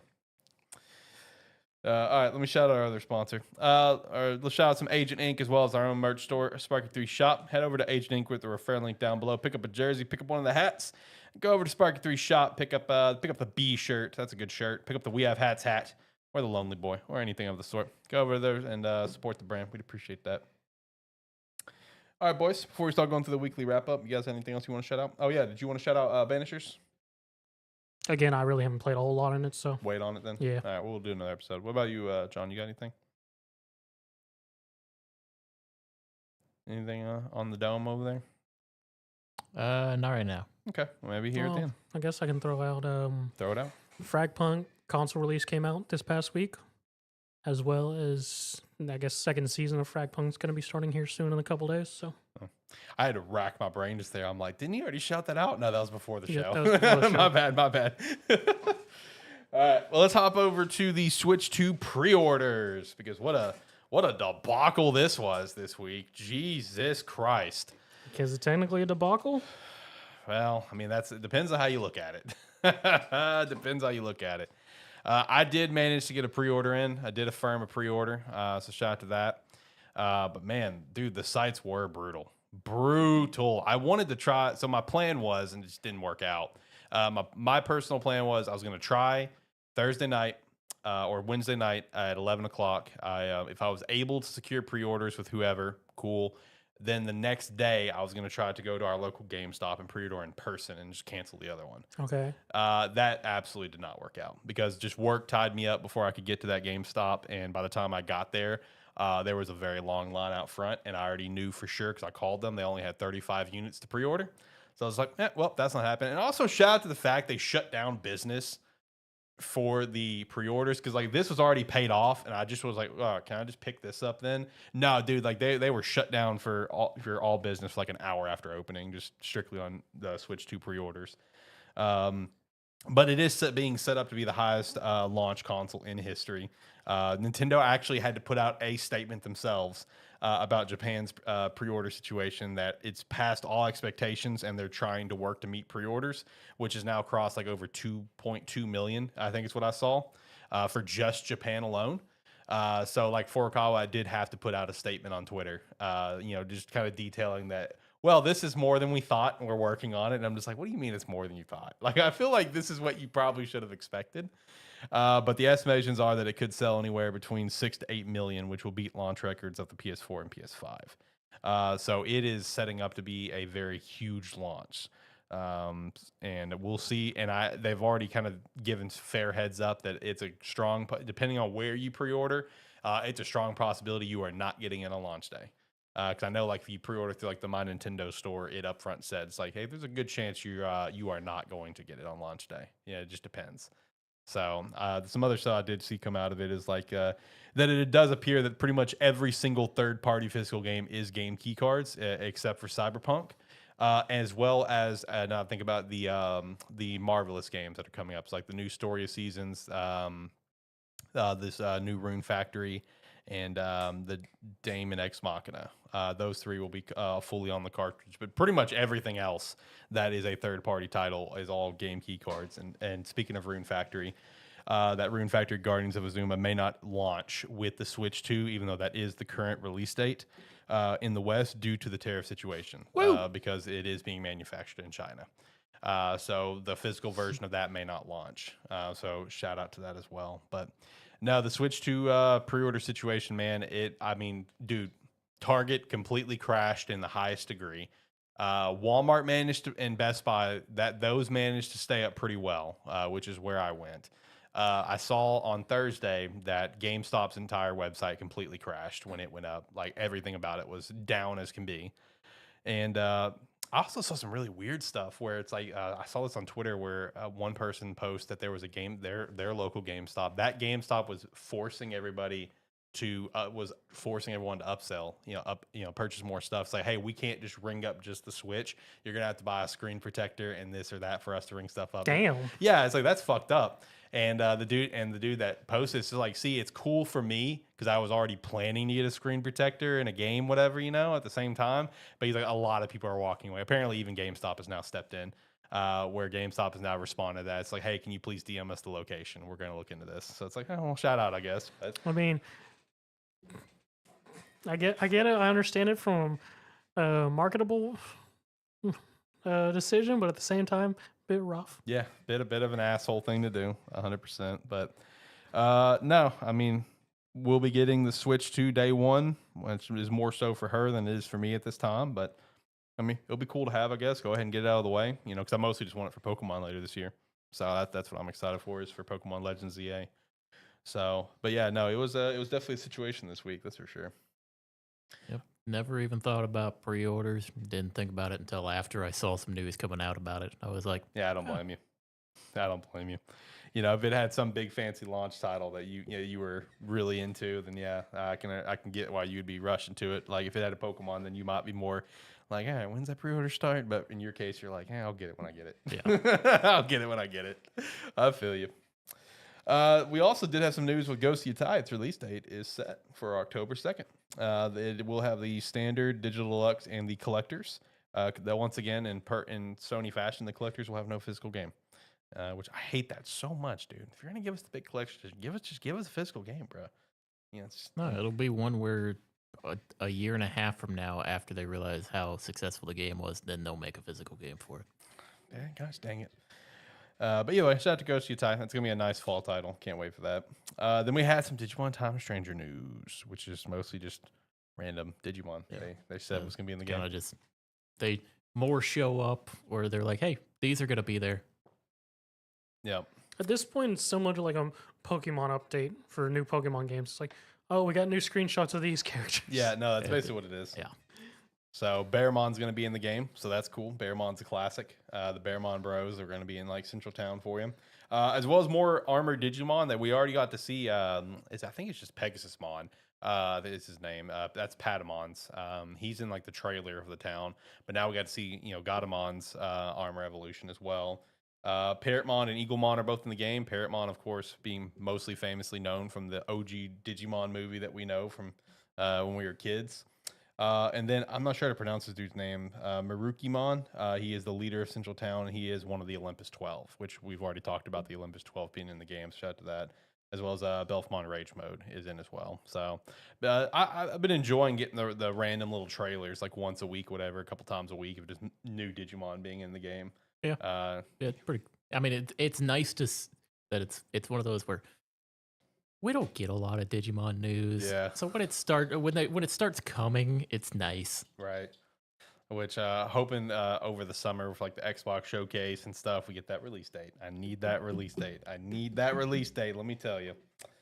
The next thing I had here is I thought the negatives were interesting, and that's why I wanted to shout this out.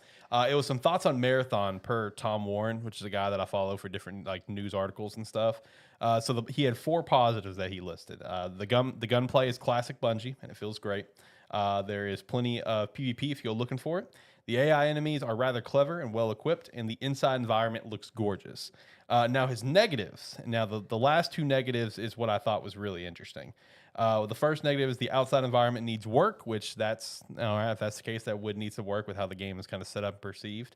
But he also said it often feels like playing an Apex Legends extraction shooter, but with a stamina system that makes the movement clunky. And the last thing he had is the gameplay loop isn't compelling enough to make me want to play this over other shooters. So I thought that was really interesting, and they should be having a beta sometime so that we can. I mean, this is from this is from the alpha because I actually did watch someone who was doing the alpha, and I could very much agree with this because this is also a streamer who I watch who has done several like Apex streams as well and been a part of some like charity Apex tournaments, and she's actually fairly decent at Apex. Right. And watching her play was a lot of it towards the end of it when she understood how her character worked and whatnot. Did almost seem like I was watching an Apex stream with how some of the gunplay and stuff was going. Mm-hmm. I personally didn't really note the stamina system, but I wasn't playing, so I wasn't really looking for that. But you can see where he's coming from. Yes. Yeah, gotcha. I watched a decent amount of Marathon gameplay. Like after the last show, when we talked about it. When we talked about it, it's like I watched a pretty good amount of it. I'm not exactly impressed with it. It's not looking like something that I would be excited to play. I mean, and I would be on the same spot because I mean, the most positive I saw from that, and even like the streamer I watched said, was the gunplay. Yeah. Right. They said the gunplay felt good and whatnot. Which we would hope so. Yeah. It's basically that's pretty much what I heard too. Is it feels like good gunplay, but it's a game coming from Bungie. You expect good gunplay. Yeah, that's the bare minimum exception. You can't have that as your selling point. It's like you can't have good gunplay in a shooting game and that be your main selling point. The rest of your gimmick has to be good. Yeah. And from what I was watching, it looks more like revolved around fighting with the AI and the people, and the extraction shooter aspect of it is like the second thought. Yeah, it really does. Which is, I mean, not what you want in an extraction shooter. You want that to be, you want the core gameplay loop to be about going in and looting items and getting out, and the fights in between be the fun part, like be fun as well. But that's not supposed to be the only selling point. Right. Now, let me ask you guys this, because I don't play extraction shooters at all. So I'm just kind of curious on this, because one thing that stuck out to me from the original like reveal is that the way they have everything set up is that they are expecting an incredibly high amount of failures, right? Where you're never going to actually succeed and win. Mm-hmm. And like they were trying to perceive it as like, oh, well, what we have is going to be like compelling enough for you to constantly want to keep trying. Whatever. With this kind of news that it's like the gameplay loop doesn't seem compelling from what you guys saw, it didn't seem impressive. Does the fact that it also just makes it where it's like you're never going to win, does that just make you see the question I'm trying to ask, where it's like, does that just really add a huge negative to the game? I mean, no. I guess I don't know how extractions go, so I don't know what like the success rate is. I have no clue. I have no context. It doesn't make it any more compelling by a far means. It makes it far less compelling. Okay. I mean, streamer I watched and the couple times that she played, I mean, she actually had a fairly decent extraction rate, but this was also her um being squirrely and honestly leaving her teammates behind and doing like solo extractions. So Gotcha. her focus whenever she thought about it was her actively playing like this is an extraction shooter. I need to grab stuff and get out. Okay. But I mean, in terms of what it seemed like how other people were playing, I mean, no, because I mean, some of the AI were pretty tough in the fight she got stuck with and did murder her or her teammates. And then some of the PvP that she ended up in, it was more or less down to a gunfighter who had the better shooters at times. Gotcha. Yeah, and it's one where the mortality rate is defined by the playstyle. If you're going in looking for constant fighting, you're gonna die a lot more. If you're going in to play the extraction shooter and try to play it, the problem is most extraction shooters are based around a more tactical gunplay and like positioning based. This is more arcadey, Yes, it is. which means it's a lot faster paced, it's a lot quicker fights, it's a lot more about repositioning and getting there quickly and getting the drop on people rather than the more tactical essentially try to make sure you've got the fight won before you take the fight. Out of curiosity, John, the gameplay you did you see any decent glitches? There's one of the characters is supposed to sort of like run in and help disrupt either glitch or I think the other one's name was like Shroud or Void. Void.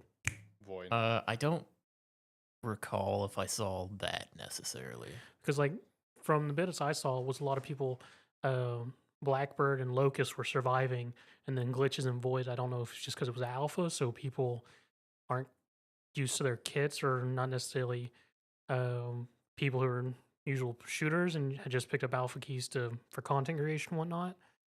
Because like that would be my biggest thing for PvP is just what is the mortality rate on glitch and void players, the ones who are supposed to go in and disrupt and be like in the middle of a gunfight. Yeah, because I mean,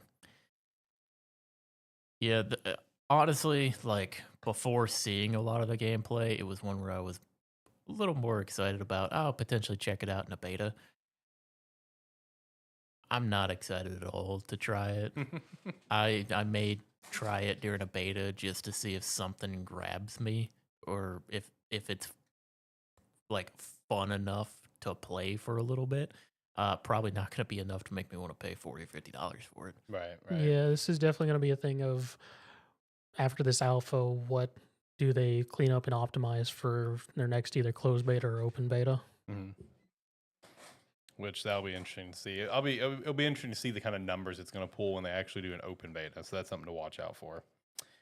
Next thing I had is Madden is officially leaving Xbox One and PS4 behind with Madden 26. So for Madden players out there, I know you are rejoicing. So shout out. Per Insider Gaming, unannounced Blade Runner game by Supermassive Games has been canceled. That sucks. Hate to hear about canceled games. That was going to be a story-driven Blade Runner? Yep, story-driven Blade Runner set to come out in 2027. Now canned. Sony has also rolled back out the classic PlayStation designs for your PS5 UI that were previously taken away after the 30th. That's cool. Nice. Shouldn't have been taken away to begin with. Should have taken them away. I mean, everybody loved them. Those were sick, so shouldn't have got rid of those. I'm glad they're back. Hey, but Oblivion and Expedition were not the only games to come out this week. We got 2 other games dropped this week. First being the 100-line Last Defense Academy dropped. That is an 85 on Metacritic. Tons of 9s. God bless, a ton of 9s. A few 8s and 7s and a few 10s. It's got over 100 routes and over 100 substantial endings. This is another game I'm going to pick up at some point, but it's only on Switch, isn't it? I think so. Damn. Yeah. No, Gonna make you boot that thing up Yeah, sometimes. yeah. I mean, I got to plug it up and recharge it first. right. Now, this is one that I do want to pick up at some point too, especially just seeing like some of the comments on it where it's like this game has been in 7 years in development. Studio, really took a big chance in this game, and because obviously, Danganronpa creator was involved with it, yes, but the studio, this is a big undertaking for them. Basically a lot of debt kind of going into it, so it's like people that's reviewing it are loving it. Now it's just up to the players to buy Consumers, the game. yeah. Exactly. So I do want to pick this up at some point because it does sound really interesting. Some reviews that I read were just like, I know, like looking at it, like can be daunting. Where it's like my playthrough was 130 hours, so that can be a little daunting to players. But I mean, it sounds pretty cool. Sounds like it's up my alley. And then another game I'll probably pick up on some point as well. City of Wolves, Fatal Fury. Woo! Shout out. I've been watching a lot of Fatal Fury last couple days. That did drop, and it did come in at an 81 on Metacritic, which is the highest rated Fatal Fury game of all time. So shout out to that. Lots of 9s and 8s as well. Whenever I did my April Metacritic prediction video, I did predict Fatal Fury would come in in the 80s range and get into the green. It'd be the highest rated game ever for him. So I'm happy for him. Let's go. Shout out to Fatal Fury City of Wolves. Fire Emblem The Sacred Stones was added to Nintendo Switch Online, so love to see that. The Fire Emblem collection is continuing to grow for NSO. The first rematch beta came to a close, and people are foaming at the mouth to play more. See, I saw people playing it, but I didn't watch anything. What the hell is Rematch? That's the Sifu developers, the soccer game. Oh, Yeah. that one. Yeah. I knew the name was familiar, but I was like, why do I know what this is? That's the soccer game made with the Sifu engine. Yeah. People are foaming at the mouth to play more. Like, it's crazy. Because everyone, the main thing everyone is saying about like how much fun it is like, yo, bro, this is arcade sports done right. Like, this is the right way that an arcade sports game needs to be. And everyone is just like, everything that I've seen from the reception of the beta is everyone loved it. And they're just like, please bring it back. Please give us a beta again. We need to play it again. I'm just glad that the Sifu system transitions well for soccer. right. I was going to say, it was one of those things where like seeing the game that they decided to make, and it's like, oh, that's a weird choice. But at the same time, I know you know how to make a good game. Yeah, It's exactly. like, you know how to make a game that's satisfying for players. A game with a very good, that their previous game was one that was very heavily focused on like model movement. Yeah, yeah. So, yeah, shout out to the Sifu devs, man, and shout out to Rematch. You should go look into it if you haven't already.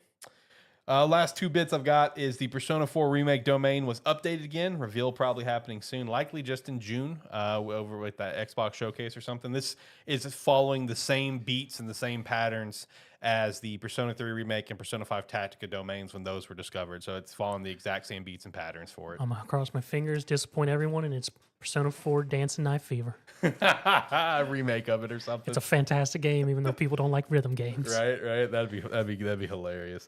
I don't know if I ever shut this out on the weekly wrap up, but I did see some report, I think like a week or 2 ago, that look at Persona 3 and it makes sense. That apparently this remake will just be Persona 4. Golden stuff will not be included and will be later. I mean, they set a standard with 3, yeah, so they did. Yeah, so that makes sense. The last thing I've got is Game Freak launched a new game, boys. We got Pandoland. It's a mobile RPG co-developed by Game Freak. It's out now. You know what else also came out apparently a week or 2 ago while we were off? What's that? Beastly Assaults. Stop. I saw that from you, and then I got on Twitter and I saw some news outlet also post about it. I'm like, damn it, now it's in my timeline too. It's a 20 versus 20 battlefield shooter with character classes, gunplay, and abilities. The top of it all, it's a bunch of animals. Yep. Yeah, that got into my timeline. I want you to know. Thanks to you, it got into my timeline. You know, it popped up into my Steam feed just because of Fragpunk and how much time I put into Fragpunk. Oh, So yeah. it's just like, hey, you're into a shooter. Here's another shooter that just came out to early access. That reminds me of something I saw on TikTok a few days ago, whatever, where it was a dude on his Steam page where it had that section. It's like, because you enjoyed these games, Yeah. I think it was Elden Ring and another Souls-esque type game, but I can't remember what it was. It's just like, man, he had the camera zoomed in on. It's like, since you really enjoyed these, this is a game similar, or whatever. So it just had that part. It's like, man, I really just wish I could have a game that's similar to Elden Ring and whatever the other game was. Like, God, that would just be so great. Oh man, what could I play though? And he pulls the camera up. It was recommending freaking Tiger Woods PGA Tour. It's like, because you enjoyed Elden Ring, you'll enjoy Tiger Woods. Steam every now and then gets a little weird. Yeah, some of the recommendeds are always sort of weird. Because it's like every now and then stuff like that happens to me where I'll like be scrolling through. It's like, because you like this, you'll enjoy this. I'm like, what even is this? What even? How does type this of a even game correlate? Is this? See, it's sometimes wild because since Steam has the like adult tag now for 18 plus games, Oh yeah. some mature games will get the adult tags. So sometimes in like when I do the recommended or whatever feed thing. One of those will just be randomly in there. I'm like, all right, next. It's like carrying on. Yeah, they made it a lot harder to filter those games out when they added more tags to them. Right. Yeah. You guys got anything else you want to add to the weekly wrap up? Anything you want to shout out? I don't think so. I can't think of anything else I'm dabbled with this week. Okay. I don't think I have anything. All right. Well, you know what you do have. Gamestetic Game of the Week. Gamestetic Game of the Week this week is a game that shouldn't really be a surprise necessarily, at least considering my attitude recently. Gamestetic Game of the Week is a game that I have not been able to get out of my head. It is Remnant 2. Okay. Remnant 2 is a game that I've been wanting for a while. Never really got into Remnant from the Ashes. But Remnant 2, bought it like sometime towards the end of last year, 2024, and it's got its claws in me again. every few weeks, once a month or something, it kind of digs its claws in. It is an interesting game because it's like a third person shooter, like world exploration, kind of Soulsy like game, where you play as a character. Essentially, the world's been taken over by what they call the Root. It's basically a corruption that spawn everything gets corrupted by it, like people, animals, pretty much anything. And you kind of traverse through different worlds trying to find an end to the corruption. There's four different worlds in the game. It's basically different. The worlds would basically be like different biomes that you go to. There's one that's more like nature, one that's more like metropolitan, I guess. Mhm. And then there's one that's more like technologically advanced. The game has a ton of variety in it. There's probably hundreds of items in the game, from accessories and rings, weapons. Everything's unique. There's a ton of way to do various different builds in that. Ton of bosses. It's a game where one of the interesting parts about the game is nothing is really set in stone. Like when you load into a world, they've built it in a way where it's kind of like a bunch of puzzle pieces that are centered around a couple different big or like starting points. And once you pick an area, it loads the starting point and then just grabs the pieces that can connect to it, so that every time you play through the zone, you get something different.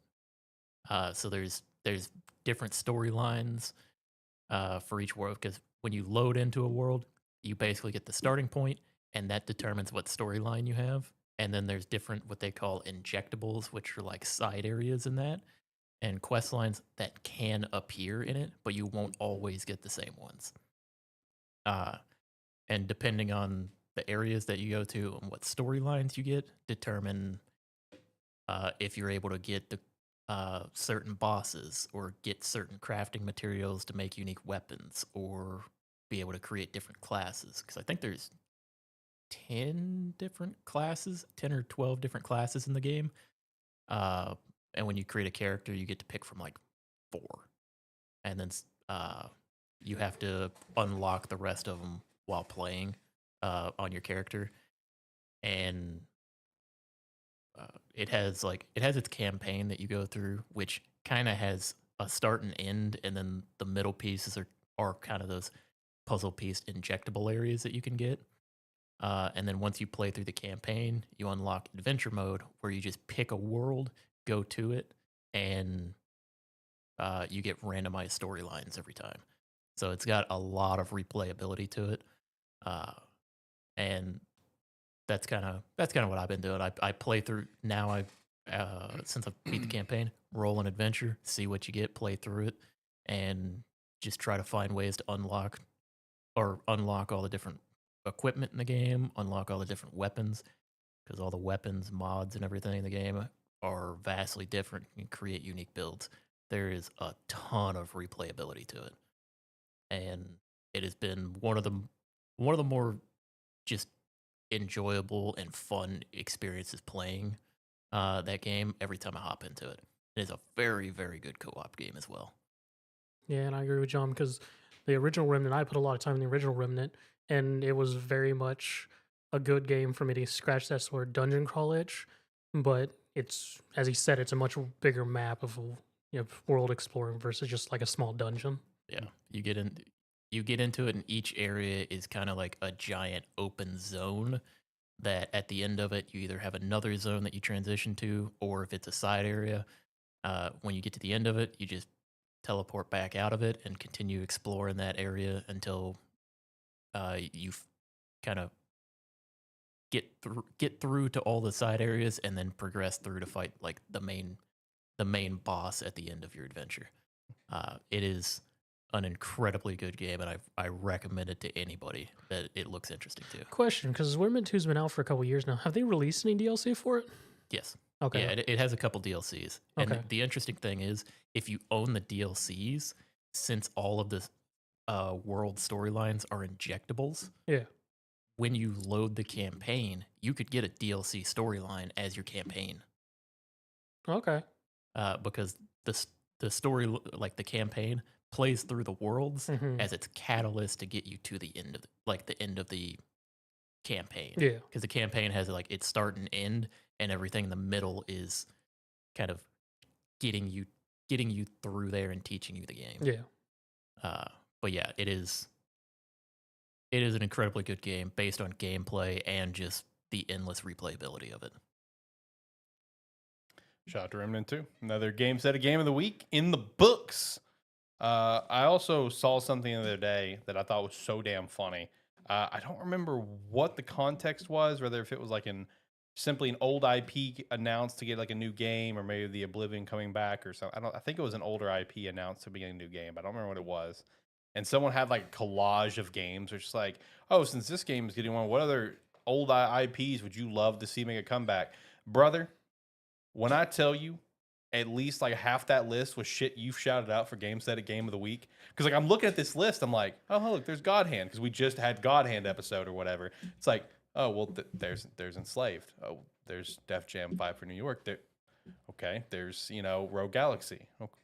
Okay, and I'm just looking at everything. I'm just like, God, there was so many of these are Zach's games. Like, what the fuck? Did he put this list together? Does he have a secret account? I have questions. Oh, if I find it, I'll send it to you. Because I was trying to find it. I've played all those gems that people missed. Right. I think even Jade Cocoon was on there, Yes. and I was just like, what tipped me off was God Hand, because it was fresh of the brain because of the God Hand episode, and I was just like, oh look, there's God Hand, and I started looking around, I'm like, wait, I recognize most of these now. What the hell? All right, let's hit the music and let's get out of here, boys. Like, comment, subscribe, rate, whatever your platform allows. It does help. Let us know what you think about Switch 2 pre-orders shenanigans, and if you managed to get one in. Yeah, do everything he said and more. And if you like what you saw with us here, we do these live streams every Saturday about 6 p.m. Central Time, so you can come check us out then. Make sure to also check us out at our Discord. You can join there, hang out with us, as well as check out the Patreon. If you want to support us there, we'd appreciate their support, as well as going over to Rogue Energy with their referral link down below. Use promo code Sparky3 to get 10% off your order. And Agent Inc. use their referral link there, as well as Sparky3 shop. Let us know your thoughts on Expedition 33 if you've checked it out or planning to, or checked out Oblivion. Or like Zach said, if you got a Switch 2, let us know, and let us know how difficult it was for you to get. We're back next week. Have a good one. Bye.